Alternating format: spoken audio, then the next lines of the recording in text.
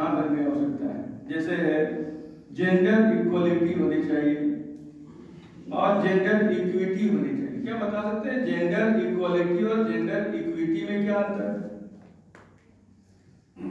Equality and equity, EQUITY,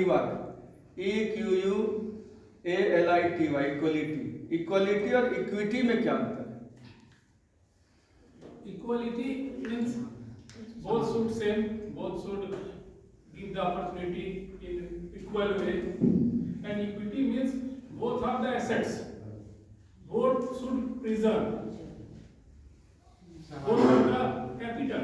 सहभागिता, equity means जो काम सतीश सर करेंगे वही काम संजीव सर भी करेंगे, this is equity. Equality means जो मेल इंपॉर्टेंट है फेमिनिन भी इंपॉर्टेंट, वो हो गया मेल फीमेल इक्वलिटी। इक्विटी क्या हो गया? काम में इक्वल हो, सतीश जी भी टाइप करते हैं तो किरण जी भी टाइप कर सकती है, संजीव जी शिक्षण प्रमुख बन सकते हैं तो सुगंधा जी शिक्षण प्रमुख बन सकती है, दिस इज इक्विटी। उनको भी लगे कि नहीं मैं भी शिक्षण प्रमुख बन सकती हूँ, बैलेंस बिटवीन बोथ। हाँ बैलेंस। लड़कियों में ये फीलिंग ना हो कि केवल मेल मेंबर को यहाँ पर विभाग बड़ा बड़ा विभाग दे दिया जाता है, हमको नहीं दिया जाता है, ऐसा नहीं।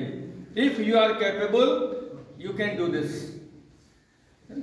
आप कैपेबल हैं आप कीजिए, आपको चांस दिया जाएगा। जैसे अपने प्रगति जी फिजिकल में खेल में बच्चों को लेके जाती हैं कि नहीं, कहीं कोई प्रकार का डर है नहीं ना, कहां से कहां चल जाते हैं अकेले, क्यों? क्योंकि उनको फीलिंग्स है I am a physical teacher, I have to go anywhere.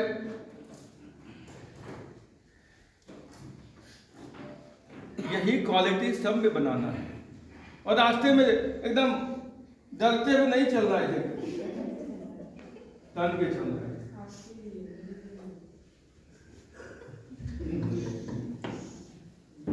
अब ये कहना आई रिजल्ट लेना था दीपक की क्लास का, डर रही है, डर कह रहे हो जी? रिजल्ट लेना बोल नहीं बोलो, डर रही है बेचारी, अधिकारों मांगने में क्या कर रही है? डर रही है।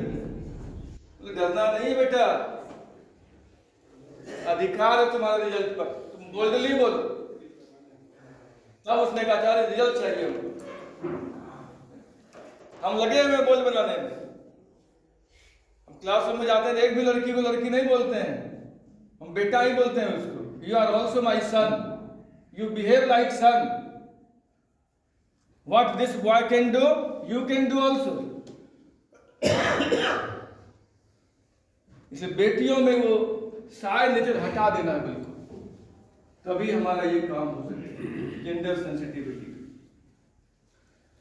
फिर है जेंडर डिस्क्रिमिनेशन, ये तो चल ही रहा है, ये ट्रांसजेंडर है, ये मैस्कुलिन है, ये फेमिनिन है, ये सब सोच निकालना होगा लोगों के दिमाग से। सोशलाइजेशन, सामाजिकता के आधार पर भी आप देखे होंगे हम लोग औरतों को कमजोर समझते हैं। ये औरतें केवल गृहिणी बन सकती हैं, इंजीनियर नहीं बन सकती।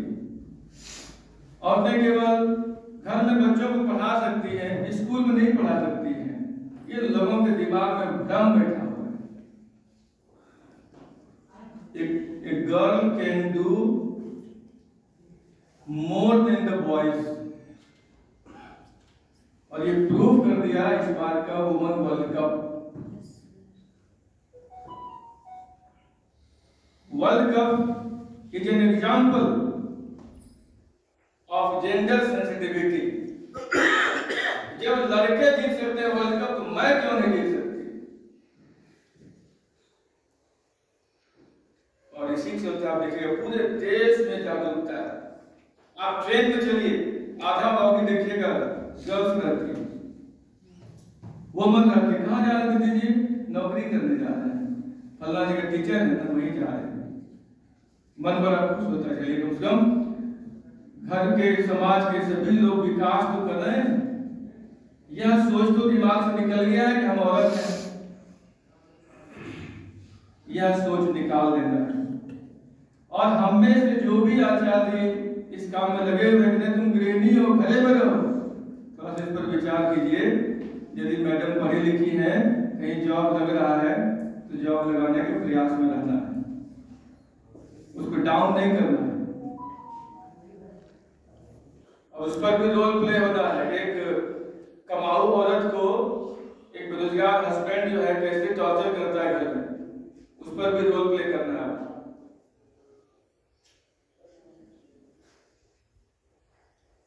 इसलिए समोसाग्रह होगा, इन सब बिंदुओं पर ध्यान रखना है। और जेंडर सेंसिटिविटी जो हम कर रहे हैं, इसको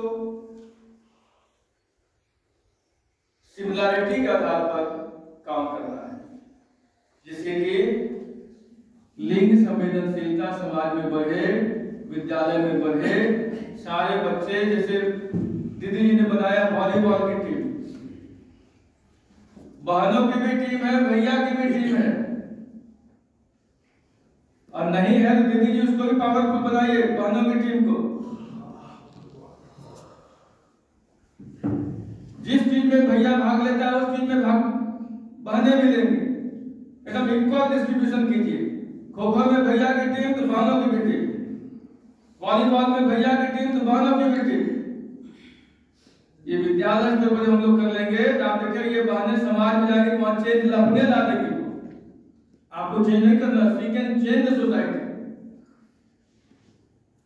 एक नोट कर लीजिए, विद्यालय में इतने एक्टिविटी होते हैं, सब में दोनों भैया बहनों की सहभागिता है कि नहीं है? नहीं है, उसको करना है। और यह काम मैं अपने सम्मानित प्रधानाचार्य जी, उपप्रधानाचार्य से आग्रह करूंगा, आप भी थोड़ा सा इस पर ध्यान रखेंगे कि सभी विधा में दोनों की भागीदारी हो रही है कि नहीं। अपने विद्यालय में 90% भागीदारी दोनों की होती है। साइंस फेयर दोनों की भागीदारी हो रही है, खेल दोनों की भागीदारी हो रही है, वैदिक गणित दोनों की भागीदारी दिखता नहीं है, लेकिन हम कर रहे हैं। ये सब कहाँ होता है स्कूलों में? वहाँ खाली पढ़ाया जा रहा है, छुट्टी, पढ़ाया छुट्टी। हम तो सारे एक्टिविटी में दोनों को लेके चल रहे हैं। अभी बात आई, एक बहाना जाना था तो पेरेंट्स जब आया कि नहीं बहाना है तो दीदी जी को भी जाना चाहिए, तो अपने पहचान में थोड़ा कड़ा एक्शन लिया उन्होंने। बहाना है तो आचार्य जाने क्या हो जाएगा? एक बहाना है, एक आचार्य साथ में जाएंगे, एक दीदी जी जाने क्या जरूरत है? This is also gender sensitivity. उस बहानों को भी बोल बनाना पड़ेगा, नहीं क्या दिक्कत है, आचार्य जाएंगे अपने साथ में।